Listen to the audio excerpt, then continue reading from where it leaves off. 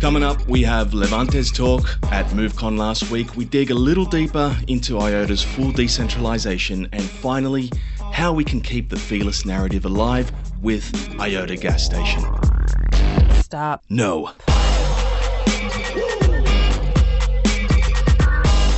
Alright, Levente Pap represented IOTA at Movecon last week. This was at ETH Denver. It's good timing because we're getting close to the launch of IOTA Rebased, where the new protocol integrates MoveVM and full decentralization. We went ahead and reinvented our Layer 1 network, which is supposed to be an open, programmable infrastructure to create digital ecosystems.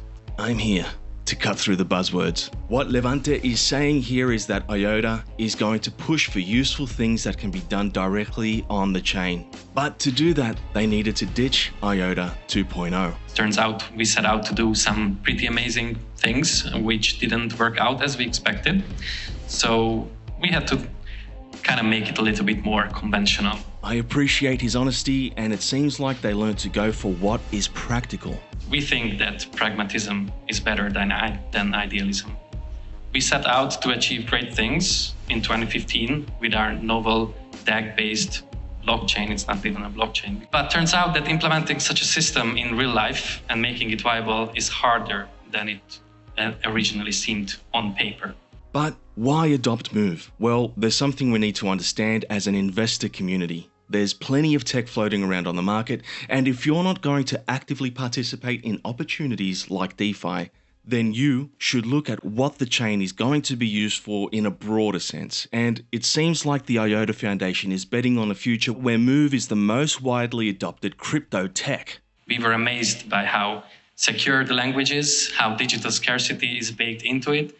We absolutely love the type system. We love that one can write their own adapter layer, that the language doesn't have a necessary assumption on the blockchain that it runs on. It's easily extensible, and assets just flow freely in Move. Between contracts, there are no silos.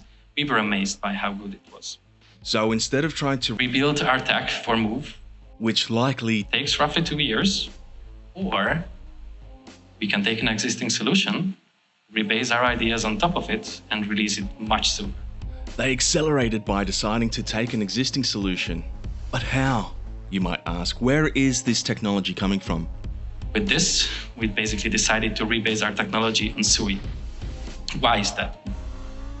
Well, we think that in the world of blockchains, as we see today, tech is a commodity. And it looks like Move-based ecosystems are establishing themselves as the most valuable commodity in the market this cycle. And IOTA is gearing up to tag along, because they believe that going forward, the adoption for blockchains, or the case for adoption, has to be paved along unification. We want to work together with the existing solutions to say, let's throw more brain power on the same problem, and let's try to innovate together. So we're not looking at just a copy of Sui's ledger. We're looking at real collaboration to innovate. I'll post a thread with Levente's whole Movecon talk broken down into sections, so follow me on X. And now is a good time to like and subscribe. Help me help you.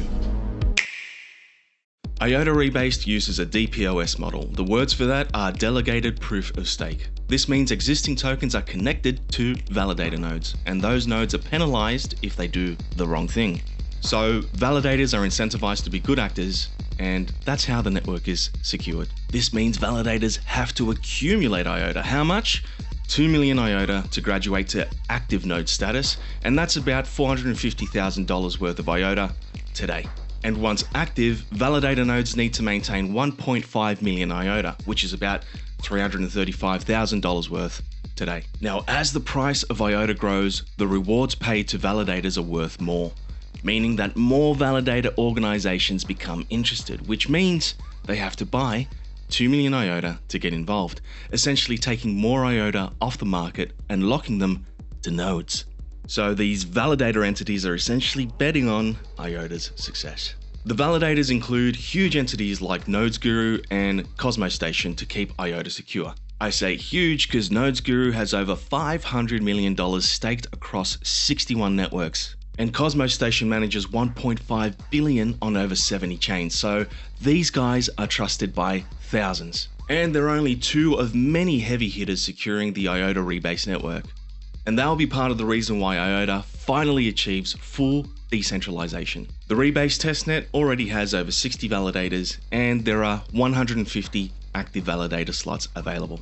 So in full operation, the chain will have up to 150 validators securing the network, but that doesn't mean that more validators can't join the list. What I'm saying is there could be 300 validators, but only 150 are selected per epoch.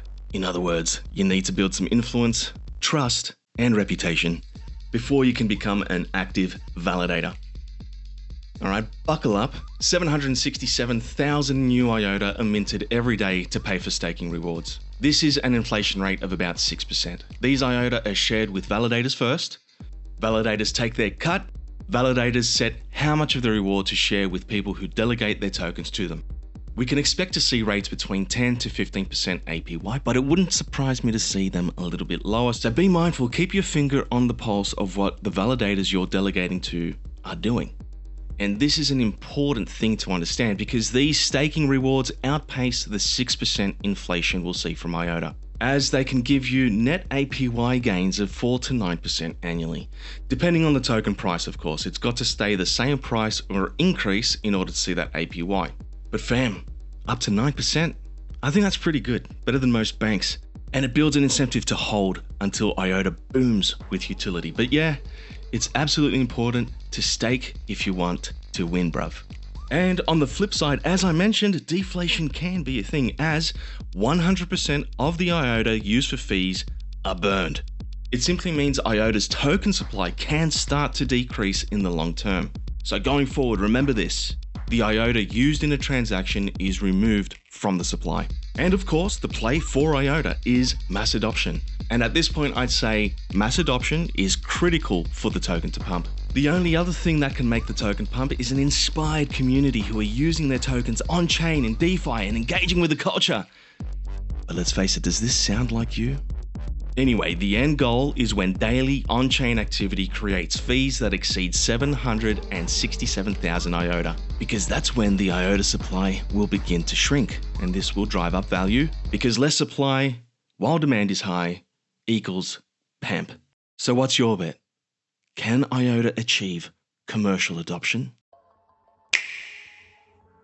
In the beginning, in the time before NFTs, DeFi, memes, there were only transactions, and IOTA was a beautiful tangle of interconnected data, where unlimited transactions could be sent on the network without a fee.